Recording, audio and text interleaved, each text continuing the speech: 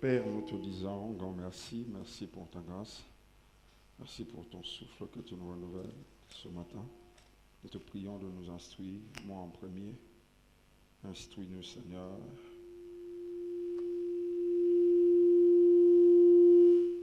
Ne nous donne pas ce que nous voulons entendre, donne-nous ce qu'il nous faut.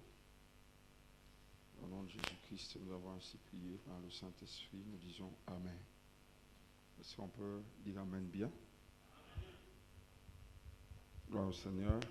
Merci au pasteur Landry pour la confiance. Merci à la coordination. Merci aux éminents serviteurs de Dieu, ministres de Dieu. C'est à la fois un privilège et responsabilité de me tenir debout devant vous.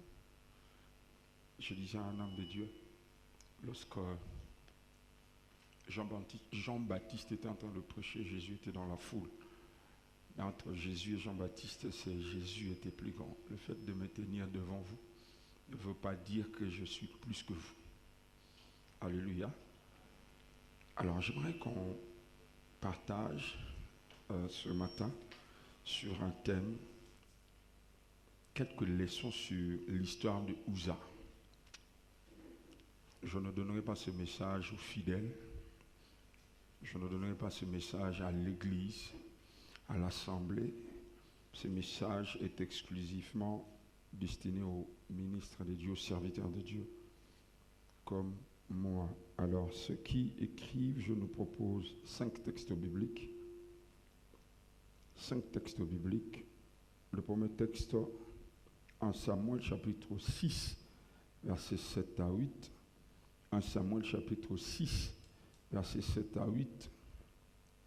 1 Samuel chapitre 7, versets 1 à 2. Je reprends 1 Samuel chapitre 6, versets 7 à 8. 1 Samuel chapitre 7, versets 1 à 2. 1 Samuel chapitre 6, versets 1 à 3. Écrivez-le comme je l'annonce, comme je le dis. Le troisième texte, 2 Samuel chapitre 6, versets 1 à 3, c'est le troisième texte.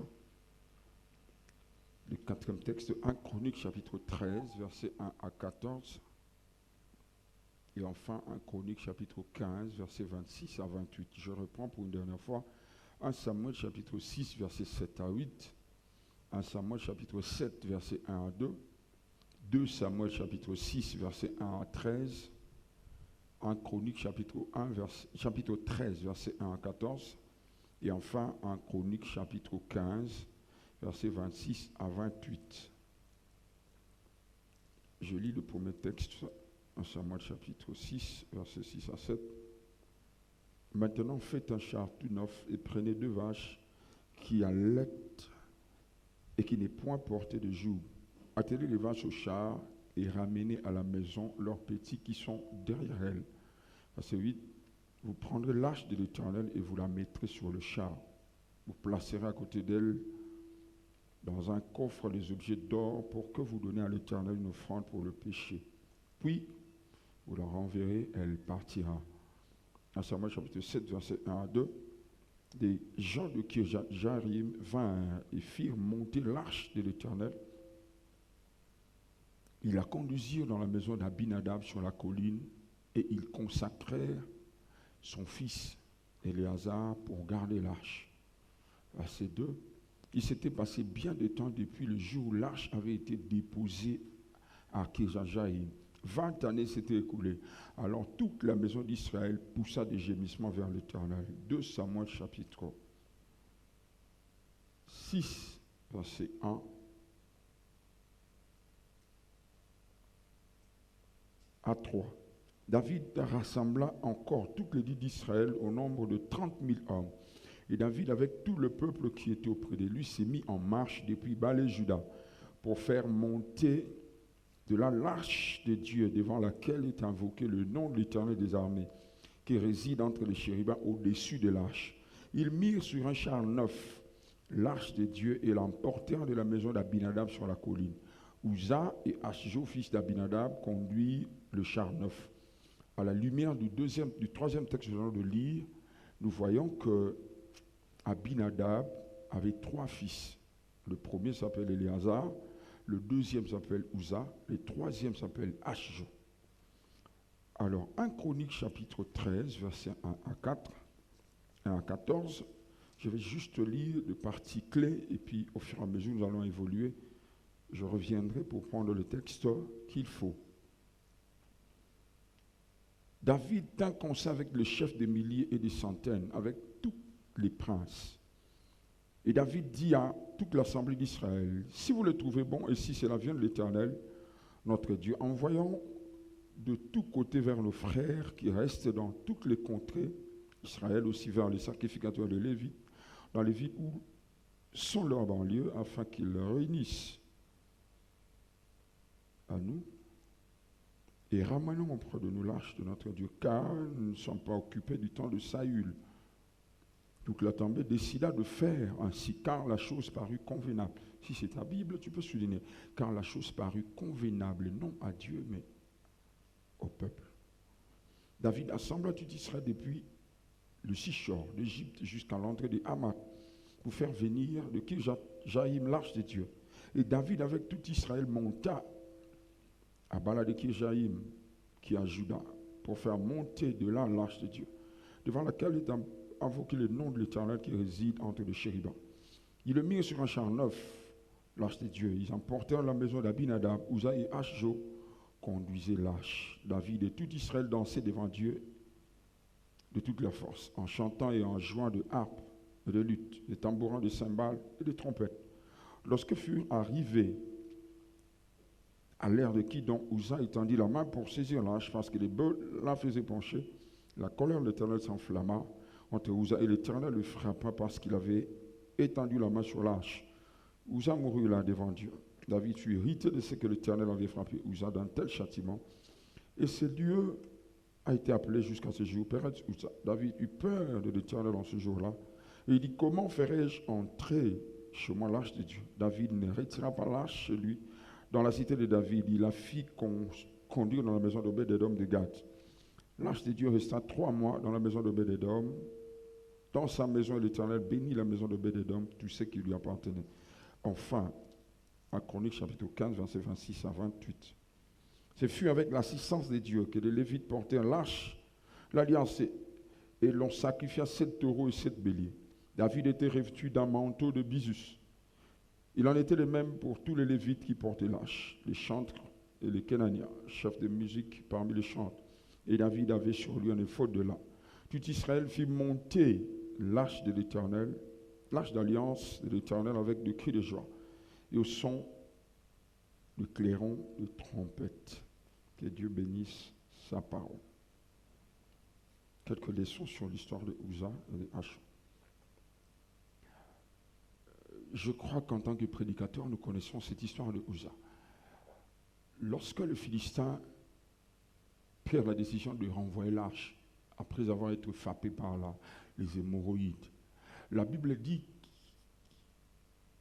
qu'ils placèrent l'arche sur un char neuf et ils renvoyèrent l'arche vers Israël. Lorsque les anciens d'Israël ont aperçu l'arche, ils se sont dit, on n'amènera pas directement l'arche à Jérusalem, mais nous allons placer l'arche dans une ville intermédiaire.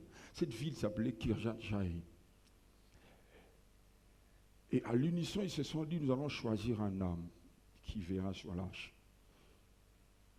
Ils choisirent un monsieur qui s'appelait Abinadab. Le Abinadab dont la Bible parle dans cette histoire n'a rien à voir avec le fils d'Isaïe. Non, pas du tout. Il n'est pas non plus le fils de Saül, parce que Saül aussi avait un fils qui s'appelait Abinadab, celui qui est mort avec Jonathan.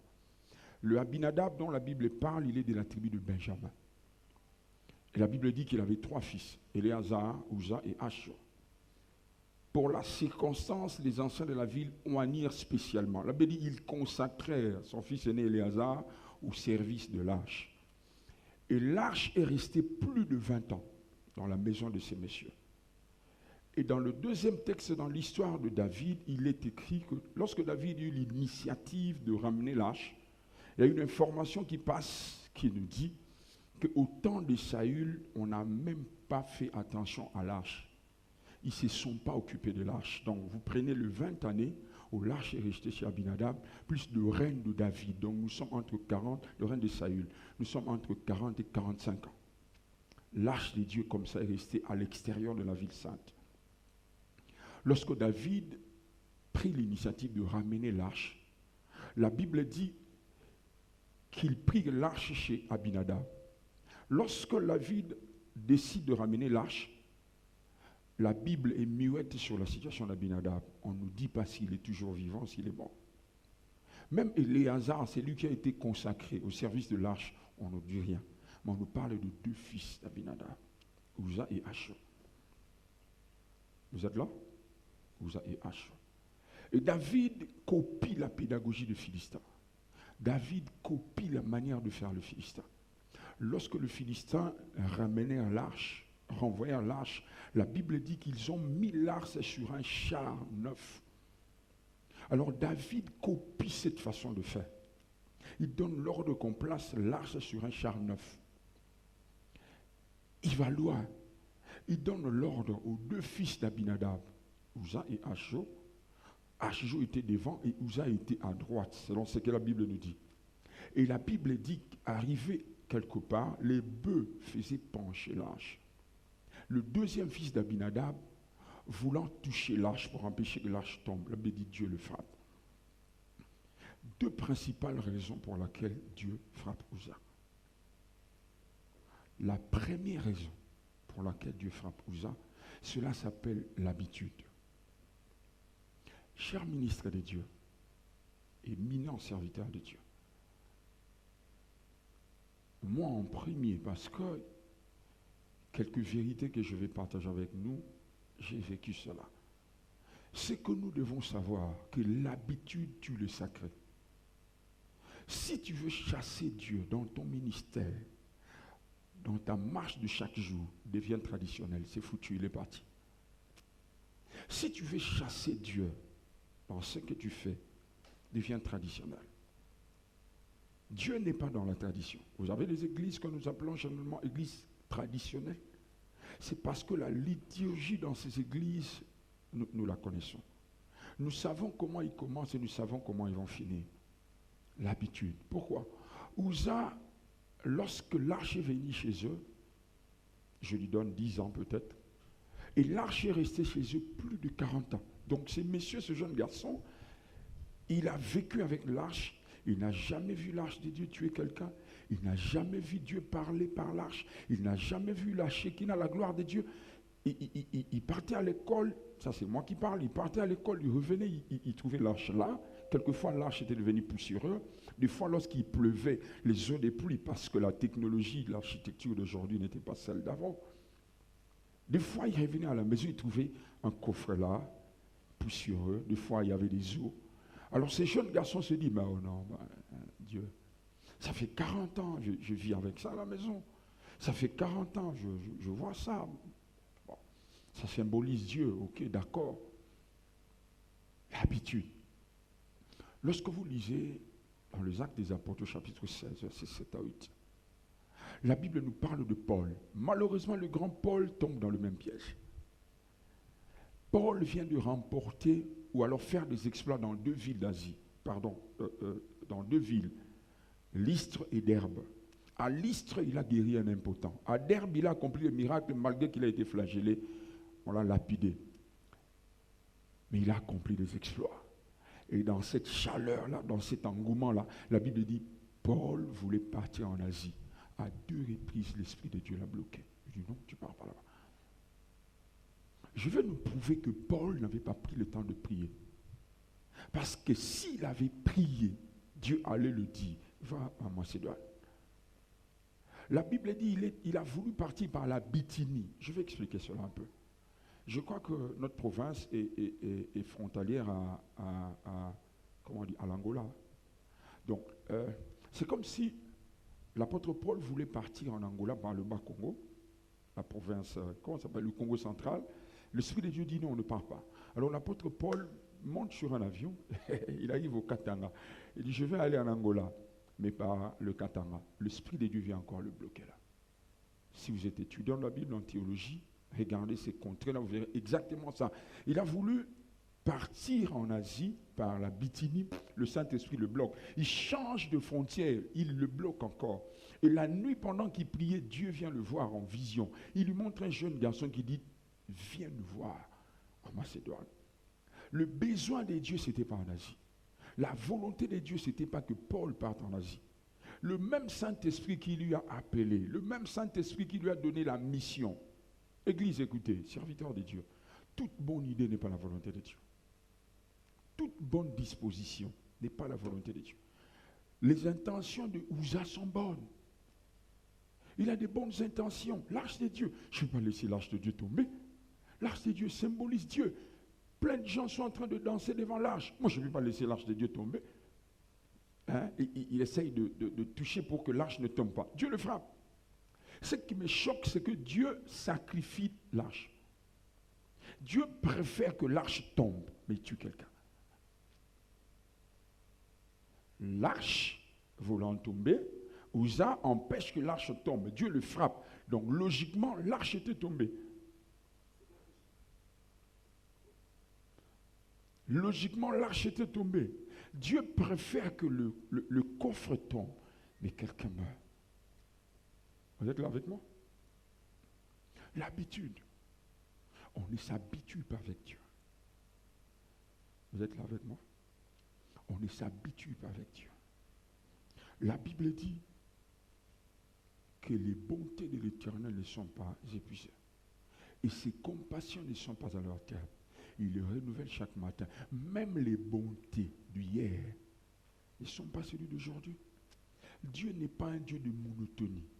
L'une des choses qui nous piège, serviteurs de Dieu, je le répète, moi en premier, l'habitude. Nous donnons l'impression de devenir des professionnels. Nous donnons l'impression de devenir des experts en matière de Dieu. Si Paul est tombé dans le piège, vous savez la raison pour laquelle Dieu a nourri Élie au torrent de Kérit par les corbeaux et après par la veuve de Sarepta. Écoutez ceci.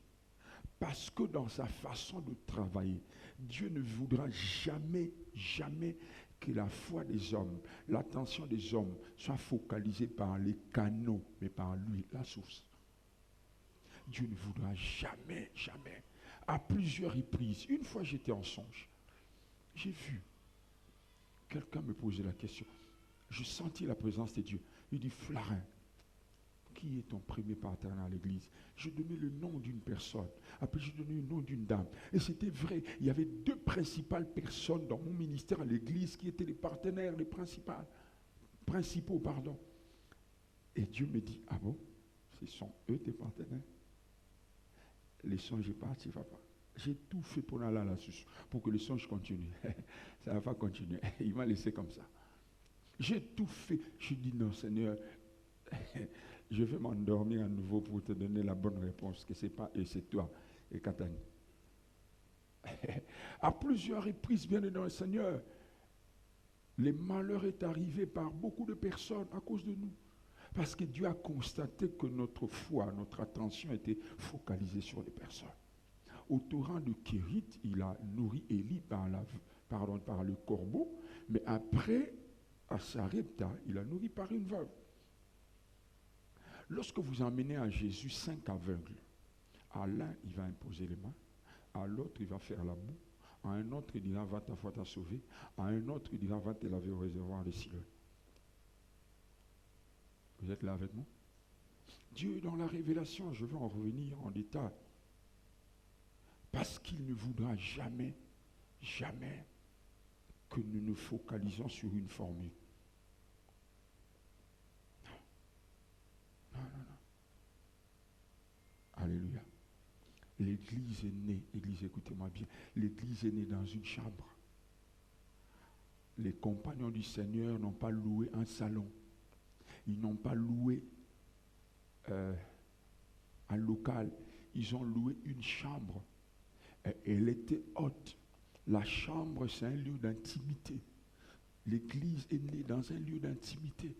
Si tu veux aller loin avec Dieu, serviteur de Dieu, je répète, moi en premier, l'une des clés, c'est l'intimité. La Bible n'est pas un livre de hasard. L'église est née dans une chambre. Généralement, nous disons chambre haute. Avant d'enlever haute, c'est d'abord une chambre. Une chambre, ce n'est pas n'importe qui a accès. Chaque jour, dans notre manière de faire, dans notre manière de vivre, cherchons la révélation. Si tu veux chasser Dieu dans ce que tu fais, devient traditionnel. C'est fini, il ne vient plus. Nous constatons que la Bible nous parle de deux multiplications de pain. La première multiplication de pain, le canal par lequel le miracle est arrivé, c'est un jeune garçon. On ne parle même pas de son nom, qui apporte 5 pains et 2 poissons. Mais dans la deuxième multiplication de pain, ce n'est pas le garçon qui amène le pain. Mais tous les deux miracles, c'est la multiplication de pain, mais le canot, les instruments qu'il utilise, ce ne sont pas les mêmes instruments. Dans la deuxième multiplication de pain, ce sont les apôtres eux-mêmes qui ont apporté le pain. Mais dans la première multiplication, c'est un jeune garçon. Le miracle arrive, mais le canot, le moyen, le chemin par lequel passe, ça passe. Alléluia. Je sens dans mon esprit, moi je suis prophète, les pasteurs le savent. Je sens dans mon esprit qu'il y a des personnes que Dieu veut dédouaner. Il y a des gens que Dieu veut enlever la dépendance de certaines personnes. Quelqu'un est en train de te piéger, ministre de Dieu. Quelqu'un est en train de te piéger, servant de Dieu. Le diable est en train de t'inculquer une philosophie que ton ministère dépend de telle personne. Faux. Tu n'as pas entendu. Faux. Le jour où j'ai compris, je disais ça hier au pasteur, le jour où j'ai compris que Dieu est celui qui moissonne, même là où il n'a pas sémé, j'ai compris que Dieu peut te donner, même là où tu n'as rien fait. Ah, tu n'as pas entendu. Dieu, il peut te payer là où tu as les bras croisés. Tu n'as rien fait. Il te donne. Donne-moi un amen bien. Donc, enlevons dans notre manière de fonctionner que moi, mon succès, la réussite, la prospérité dépend de tel schéma, dépend de telle personne, dépend de tel système. Faux. La force de tout ministère, Jésus. La force de tout appel, Jésus. La force de toute église, Jésus. La deuxième raison pour laquelle Uza est mort. Le nom de Uza veut dire force. Or, les choses de l'esprit, ce n'est ni par la force, ni par la puissance, mais c'est par l'Esprit de Dieu.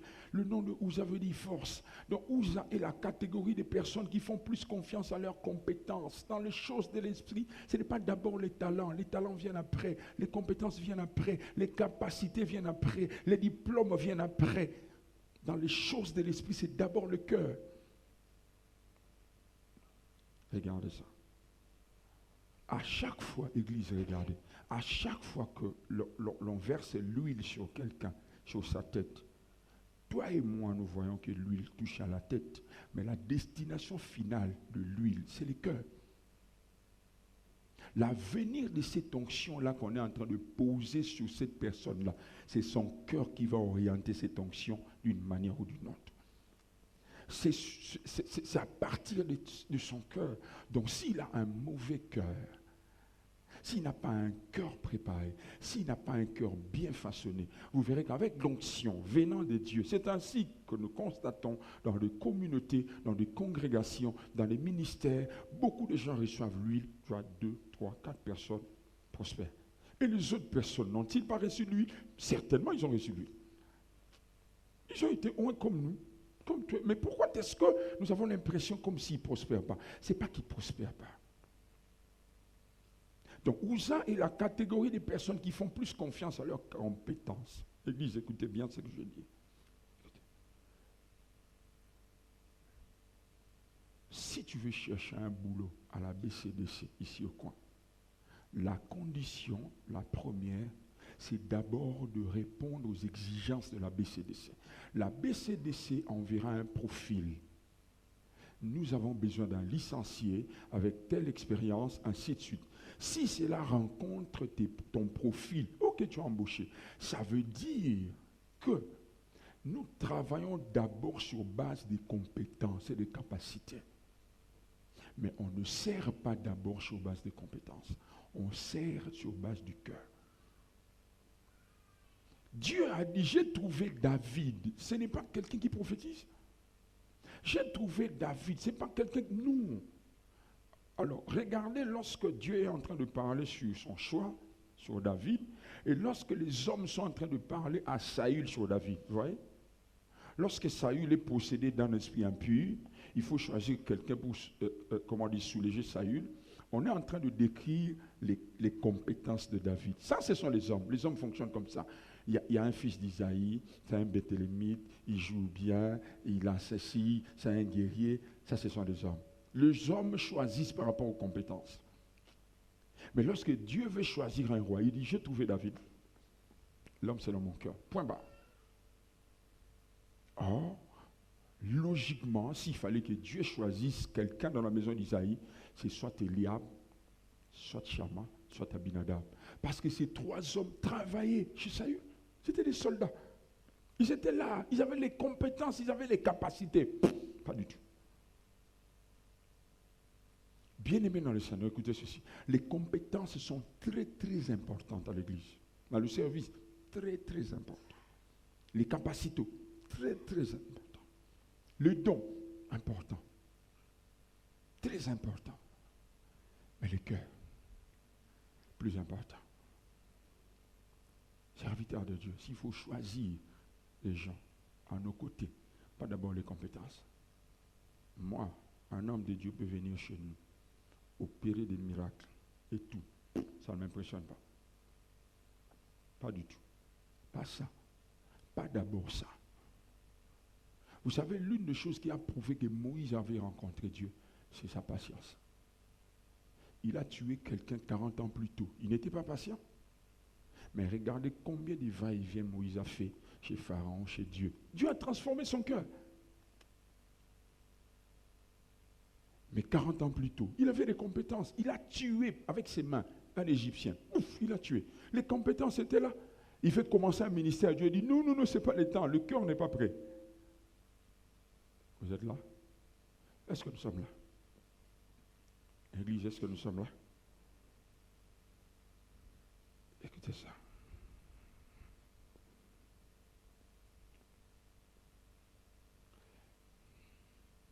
Je parlais du cœur. Les compétences, d'abord après. Le cœur d'abord. Est-ce que nous savons que avant que Dieu te donne une chose, il te donnera d'abord la mentalité de la chose? Si Dieu veut te donner une chose, il te donnera d'abord la mentalité de la chose. Il ne te dira pas que je te donne la mentalité de la chose, mais le processus par lequel il va te faire passer, tu auras la mentalité de la chose. David reçoit l'onction. Pouf! Lorsqu'il reçoit l'onction, la minute après, au lieu que David accède directement à la royauté, il rentre encore à la brousse. Comparativement à Saül, aussitôt Saül a reçu l'onction, il est rentré à la maison. On l'a élevé roi. Vous voyez pourquoi son royaume était éphémère? Aussitôt il a reçu l'onction, on l'a intronisé roi. Comment introniser quelqu'un roi alors qu'il a la mentalité de quelqu'un qui cherche les ânesses?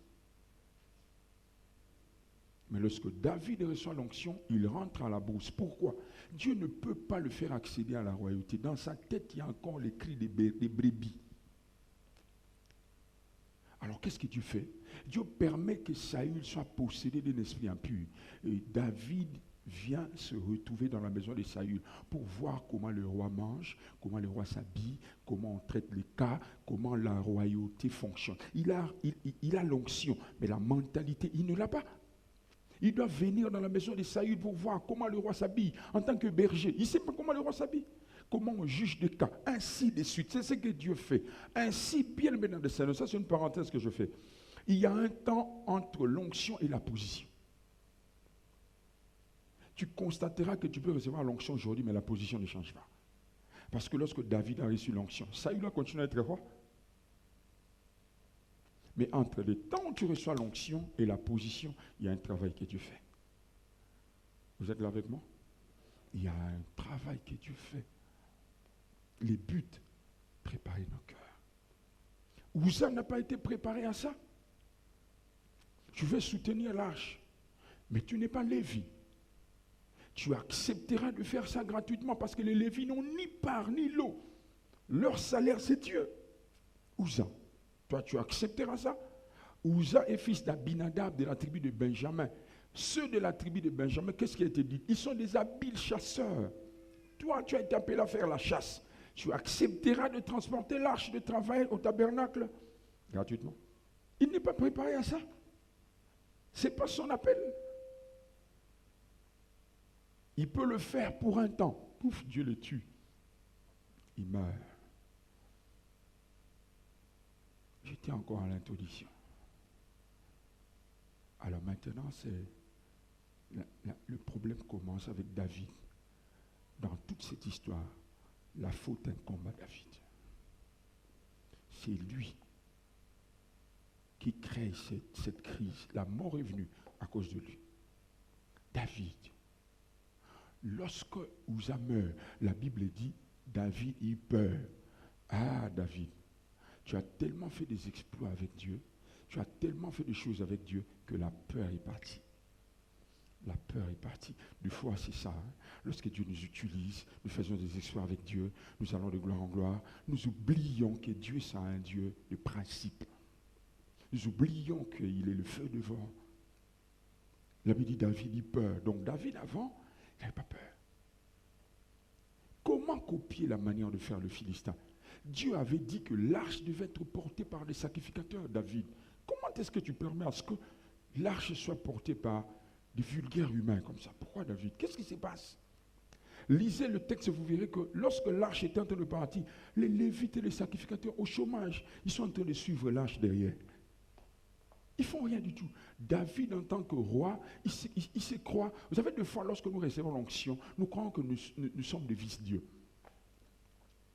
Nous oublions les principes. Nous arrivons à faire du n'importe quoi. Les Lévites sont là. Ils le laissent au chômage. Les gens qualifiés, préparés, David les laisse. C'est Uza et Achjo qui portent l'arche. Dieu a dit que l'arche devait être portée sur les épaules. L'épaule, c'est la partie du corps qui supporte le plus la charge. Si vous lisez dans Lévitique, vous verrez que l'épaule, c'est la partie du sacrifice qui revenait aussi au sacrificateur. L'épaule parle de la responsabilité. L'arche doit être portée par des responsables. On ne peut pas servir Dieu et être un irresponsable. En d'autres termes, quelqu'un qui fait n'importe quoi, qui vit n'importe comment, qui fréquente n'importe qui. Bien aimé, c'est très dangereux. C'est très dangereux. Nous savons que nous avons des comptes à rendre à Dieu. Comment tu fréquentes les prostituées? Comment tu voles l'argent de l'église? Comment tu es un menteur? Comment tu es impudique? Comment tu es un manipulateur? Comment ça? Les bœufs n'ont aucun sens de responsabilité. L'œuvre de Dieu s'est faite par des responsables. Vous êtes là avec moi? Comment est-ce que, pasteur, nous pouvons confier l'œuvre de Dieu aux irresponsables, aux immatures? Des gens qui ne savent même pas rendre compte. Les gens qui vous leur confier une tâche, ils partent et puis ils ne reviennent pas. Il faut les appeler pour qu'ils rendent compte. Comment faire ça? Comment ça? Les sacrificateurs sont là, au chômage. Église, écoutez ceci. La plus grosse erreur que David fait ici, lorsqu'il a intention de ramener l'arche, la Bible dit, il appela le peuple au nombre de 30 000. La Bible dit, il appela aussi les Lévites. Il leur dit ceci, si cela vous semble bon, il n'a pas dit si cela semble bon à Dieu, il a dit si cela vous semble bon, et si cela vient de Dieu, en d'autres termes, si c'est la volonté de Dieu. Il se limite là, ce n'était pas la volonté de Dieu. Ce sont les intentions de David, serviteur de Dieu. Je vais faire une pause ici. Sachons que toute bonne idée, tout bon projet qu'on amène dans la présence de Dieu, Dieu fera des modifications. Je répète, tout projet que tu confectionnes, même si tu donnes ça à un expert en ecclésiologie, si tu prends seulement ça, tu vas avec en retraite, Dieu va corriger ça. Il va corriger, il va tout, c'est lui qui est parfait. Toute œuvre humaine a des imperfections. Nous verrons après que l'idée est bonne, mais la faisabilité, David va pécher dans la procédure. Tu vois? L'idée, elle est bonne, c'est la volonté de Dieu que l'arche revienne en Israël. Mais comment amener ça? Comment procéder? Qu'est-ce qu'il faut faire? David, il va chez Nathan le prophète. Et il dit, prophète, ça c'est lorsqu'il fallait bâtir le temple. Il dit, j'ai à cœur de bâtir le temple parce que moi je vis dans la gloire, mais l'âge de Dieu vit dans le ténèbre. Nathan le prophète, il dit, va faire comme tu consens. Ça c'est encore un piège. Malheureusement, c'est ce que nous faisons aujourd'hui. Mais lorsque Nathan va dans la présence de Dieu, Dieu dit, l'idée j'approuve, mais la manière de faire, ce n'est pas lui, c'est son fils Salomon qui va faire ça. Des fois, nous donnons l'impression aux fidèles, comme si nous sommes l'incarnation de la volonté de Dieu. Un fidèle vient, il te dit, Daddy, j'ai à cœur de faire, ouh, ça va, tu as ma bénédiction. C'est une mauvaise approche. Prenons le temps de retourner dans la volonté de Dieu, d'aller prier Dieu pour ces personnes. On n'a pas entendu. Prenons le temps. Je dis, ce que je suis en train de prêcher, moi en premier, je suis dedans. Prenons le temps, bien-aimés dans le Seigneur. Si nous sommes sincères, toi et moi, si nous sommes sincères, toi et moi, je ne te demande même pas de lever ton bras ou bien ta main. Il y a des choses qui arrivent, des échecs que nous connaissons dans le chef de la vie de beaucoup de nos fidèles, c'est par notre faute. Il fallait que je prie. Je n'avais pas prié. C'est moi qui ai dit, va faire ça. La personne a fait cela. Ça n'a pas marché. Moi, je l'avoue, ça m'est déjà arrivé à plusieurs reprises avant que je connaisse ces choses. Lorsque les fidèles, les gens viennent nous poser des problèmes, allons avec dans la présence de Dieu. David, tu dis si cela vient de Dieu, mais va chercher Dieu. Nous lirons après dans 1 Chronique chapitre 15 que lorsqu'il fallait ramener l'arche au Obed-Édom, là il a associé Dieu. Et Dieu lui dira clairement que l'arche doit être portée par des Lévites. Mais ici, il ne pense pas. Il ne demande pas. Pasteur, est-ce que je dois épouser cette fille? C'est parce que le pasteur a un profil. Ok? Parce que j'ai un profil. Non, ce frère-là, ça ne marchera pas avec la sœur-là. Pasteur, qui est-ce qui t'a dit ça? Oh non. Pasteur, est-ce que c'est de mon nom? Moi, je ne suis pas convaincu. Ça peut arriver que Dieu passe au travers tes convictions. Mais prenons le temps d'aller chercher Dieu. Prenons le temps d'aller prier Dieu. Le fait d'être approuvé par les hommes ne veut pas dire que nous sommes approuvés par Dieu. Vous êtes là? Dieu appelle Moïse. Il dit, Moïse, monte un peu ici. Lorsque Moïse monte à la montagne, il parle avec Dieu. À un moment donné, Dieu dit à Moïse, les peuples là qui restaient en bas, chaos, ils sont partis. Moïse dit quoi? Oui, ils sont partis. Ils ont péché. Moïse descend un peu plus bas, il appelle Josué. Il dit, Josué, chef, le chef a dit, Josué dit, non, c'est une fête. Jésus dit, non, ils sont dans la joie, c'est une fête. Moïse descend, il trouve Aaron. C'est lui qui devait être le sacrificateur. Avec son talent, son expertise, ses capacités, il a fabriqué un veau d'or. À la grande surprise de Moïse, tout le peuple, bien-aimé dans le Seigneur, le peuple a donné son argent. Ils ont donné ses présents, de l'or et l'argent. Ils ont appuyé ça, mais Dieu n'y est pas. Ça peut arriver, bien-aimé, tu es acclamé par tout le monde, mais Dieu n'est pas là.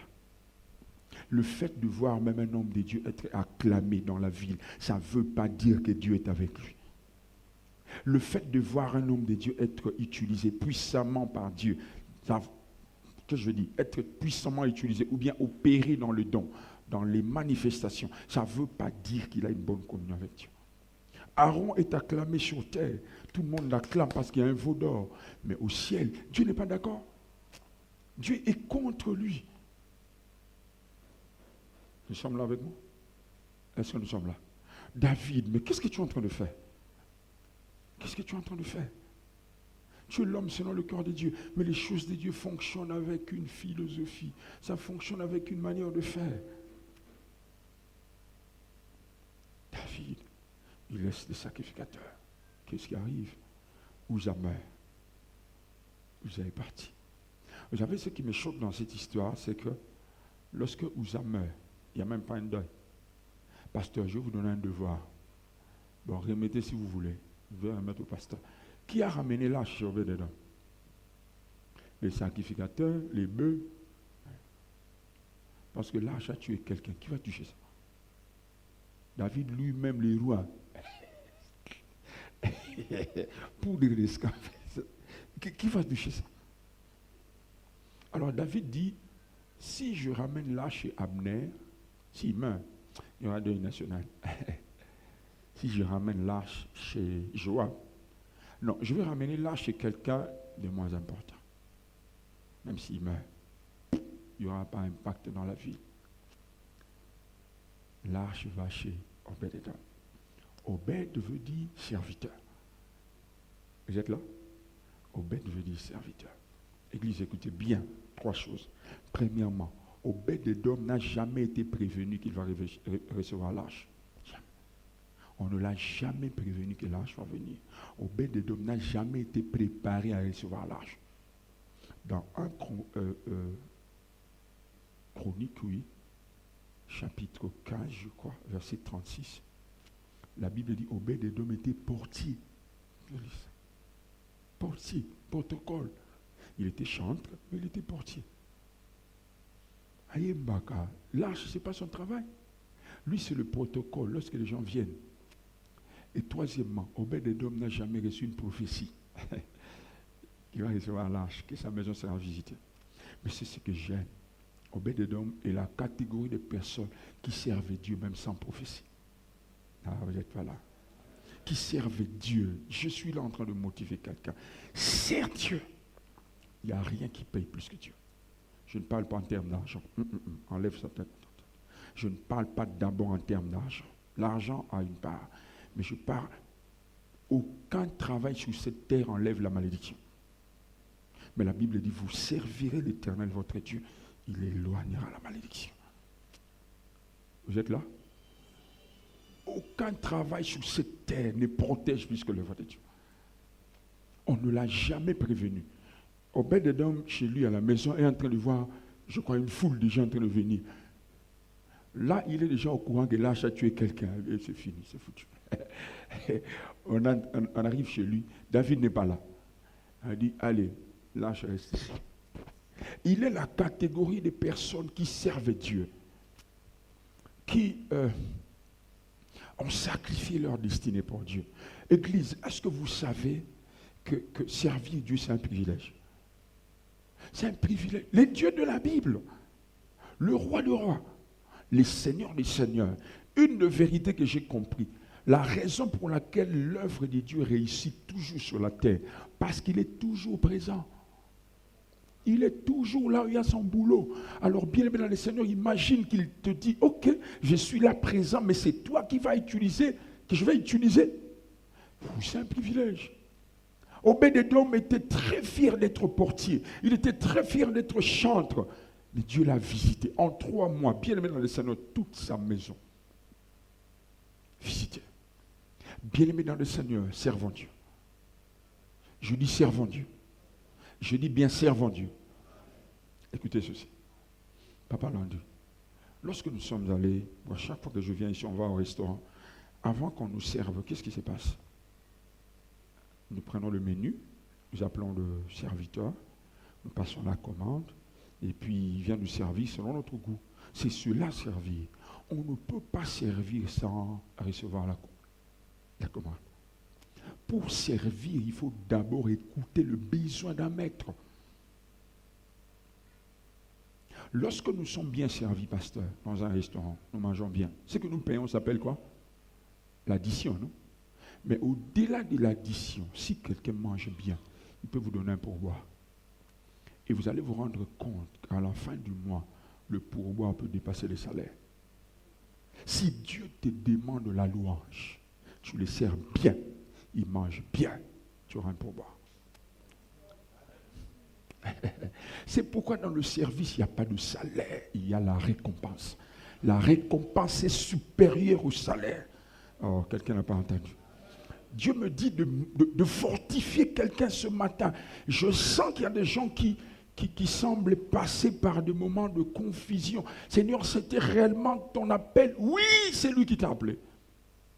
Serre-le. Serre-le avec joie. Serre-le. Pasteur, il y a une maladie. Tout le monde veut être pasteur. Mais Obed-Edom est protocole. L'arche n'est pas allé chez les prédicateurs. L'arche n'est pas allé chez les sacrificateurs. L'arche est allé chez le chef de la chorale. D'ailleurs, il n'est pas chef de la chorale, il est un simple chantre. Donc la sœur qui est là en train de faire le demi-ton, deuxième voix. Wow. Je prophétise sur quelqu'un. Je prophétise sur un ministère. Je le déclare par le Saint-Esprit. Hier, j'étais en train de donner un témoignage au pasteur. Excusez-moi de le faire. La veille, il y a un groupe de jeunes qui m'appellent. Pasteur Flarin, à entendre leur voix, c'était des jeunes. Pasteur Flarin, nous sommes un groupe, nous sommes comment ça s'appelle? À Pigeon. Nous sommes en retraite ce mois de juillet. Nous sommes en retraite.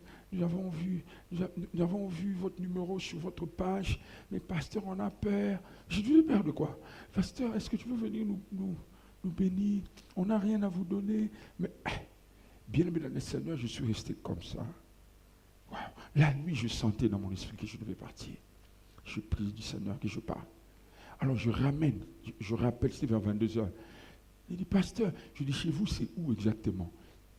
C'est une fille, elle me donne l'adresse. Je lui dis, de nombre de combien? Nous sommes au nombre de 30. De quelle église? Nous sommes de l'église de Papa Sonny Mukwense, nous sommes de la Borne, ainsi de suite. Je dis, ok, c'est bon, je viendrai. À quelle heure?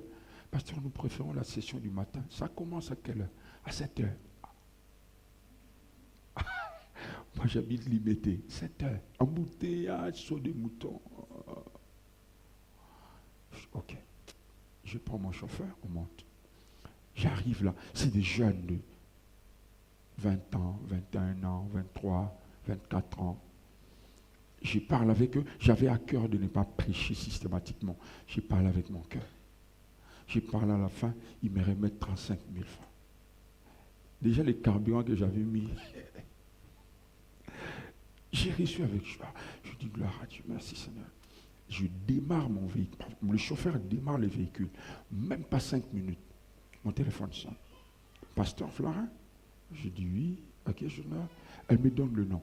Je dis, madame, je ne me rappelle plus ce qui. Ah bon, tu ne me connais pas. Je prie dans telle église. Est-ce que je peux te voir? Je dis, madame, je reçois. Elle dit, non, je veux te voir aujourd'hui. Si tu veux, pasteur. Je dis, bon, vous êtes où? Je dis, moi, je descends de Pigeon vers le Socimat et puis, non, vers Bandal. Elle dit, est-ce que tu peux arriver au rond-point Socimat? Je dis, oui. Quand tu arrives au rond-point Socimat, appelle-moi. J'arrive au rond-point Socimat, je l'appelle. Elle dit, fais comme si tu vas chez GLM. Il y a un immeuble là, bien construit là. Je viens là, j'arrive. Quand on dit, pasteur, je vais prendre mon avion tout à l'heure là, à midi, je vais à l'aéroport. Mais moi et mon mari, nous sommes décidés. Dieu nous a dit de garder notre dîme depuis le mois d'octobre. Nous sommes en juillet. Nous sommes en juillet. Je viens de prendre de combien? 35 000. Vous êtes là, non? Il dit, pasteur, je sais que tu vas nous dire qu'on donne à l'église. Non, c'est Jésus qui nous a dit. C'est spécial. Après avoir accompli ça, nous allons donner à nouveau notre dîme. Ça, c'est ce que nous voulons recevoir. Dieu nous a donné l'instruction. Alors, pasteur, il me donne la valeur. 12 000 $. Mouté m'échanger au bêta. Pasteur, non, vous regardez sauter la ganga. Elle m'a dit 12 000. Quand je suis rentré dans le véhicule, je voulais dire au chauffeur, quitte là, on a vérifié. Maintenant, je retourne au véhicule. Dans quoi sur le BCD? Il y avait beaucoup de choses dans ma tête. Quand on est en ville, je me dis, maintenant qu'il est pourquoi? Je suis en train de dire à quelqu'un ce matin, le Dieu que tu sers va t'honorer. Ton amen ne me convainc pas. Je dis, il va t'honorer. Oh, dis amen très bien.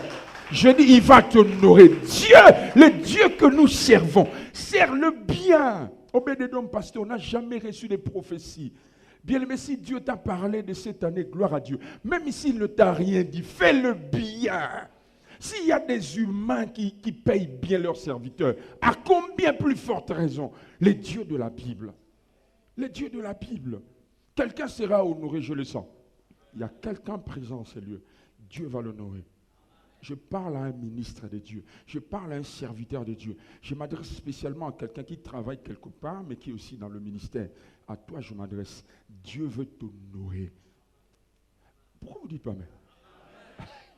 Je sens vraiment que je ne prêche pas les fidèles. Il y a un niveau là. Oh, je vous bénis au nom de Jésus. Église, je vous bénis au nom de Jésus.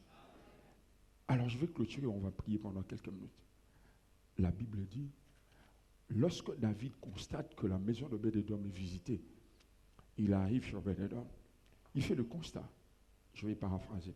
Donc, papa, Obed-Édom a chez lui à la maison sa fille qui ne conçoit pas. Il a chez lui à la maison son fils qui a introduit des CV, ça ne marche pas. Il a chez lui, voilà. La Bible dit, sa maison fut bénie. À cause d'une seule personne, nous avons dans nos familles des malédictions, des choses bizarres qui se sont passées à cause de la désobéissance d'un grand-père, d'une grand-mère. Ça fait 2, 3, 4 générations. Mais à cause de l'obéissance d'une seule personne aussi, aujourd'hui, la qualité de ton service peut changer totalement. Je vous dis vrai. La qualité de ton service peut totalement changer. Obed-Édom l'avait dit, ce n'est pas sa famille qui a servi, c'est lui qui a servi. Mais toute sa maison fut visitée. Alors écoutez, David dit, ok, je vais lire ça. 1 Chronique chapitre 15. Écoutez ce que la Bible dit. Nous allons lire ensemble. Nous clôturons ici. C'est fut avec l'assistance de Dieu. Vous avez vu? C'est fut avec quoi? Au début, dans l'autre texte, ce n'était pas ça. Dans 1 Chronique chapitre 13, la Bible dit David a d'abord associé les hommes. Il a d'abord appelé les hommes. Il leur a dit, si cela vous convient, et si cela sera la volonté de Dieu. Mais ici, c'est dit, c'était avec l'assistance de Dieu, la volonté de Dieu. En d'autres termes, ils ont posé la question à Dieu. Et je vais vous prouver qu'ils ont posé la question à Dieu. La Bible dit, les Lévites portèrent l'arche, vous voyez, la base, ils ont placé l'arche sur un char neuf. Mais ici, Dieu donne le modèle. L'arche doit être portée sur les sacrificateurs, sur les épaules des Lévites. Ils ont associé Dieu. Mais écoutez un détail. Et ils l'ont sacrifié à cette taureau. Voilà, c'est là que le message est fini. Écoutez bien. David, dans 1 Chronique chapitre 13, il prend l'arche, il place sur un char, le char est tiré par le taureau. Vous êtes là? Mais dans la philosophie de Dieu, les taureaux ne doivent pas tirer l'arche. Les taureaux doivent être sacrifiés. L'arche doit être portée par les hommes. Donc, si David avait déjà au préalable sacrifié le taureau, Uza n'allait pas mourir. Donc Uza est mort à la place des taureaux. Parce que si vous lisez Lévitique chapitre 4 verset 6, pour entrer même dans le Saint des Saints, il fallait au préalable sacrifier un animal et asperger le sang. Donc pour que l'arche entre dans la ville, il fallait un sacrifice. 1 Chronique chapitre 15 le dit. Donc lorsque les Lévites portaient l'arche, on sacrifiait des taureaux. Donc Dieu voulait que l'arche entre, mais que l'arche ne devait être placée sur un char. L'arche devait être portée par les sacrificateurs, mais les taureaux ne devaient pas tirer. Les taureaux devaient être sacrifiés. C'est pourquoi lorsque Dieu a constaté que ce sont les taureaux qui tirent l'arche, il tue l'homme. Parce qu'il fallait que le sang coule. Les gens ne peuvent pas s'approcher de l'arche sans sang. On ne peut pas s'approcher de Dieu sans sacrifice. Non. Impossible. Il fallait qu'il y ait un sacrifice pour que Dieu cohabite avec les hommes. Et ils ont placé les taureaux avant, l'arche après. Dieu tue quelqu'un. Mais lorsque David pose l'arche sur les épaules du sacrificateur et David sacrifie les taureaux, personne ne meurt.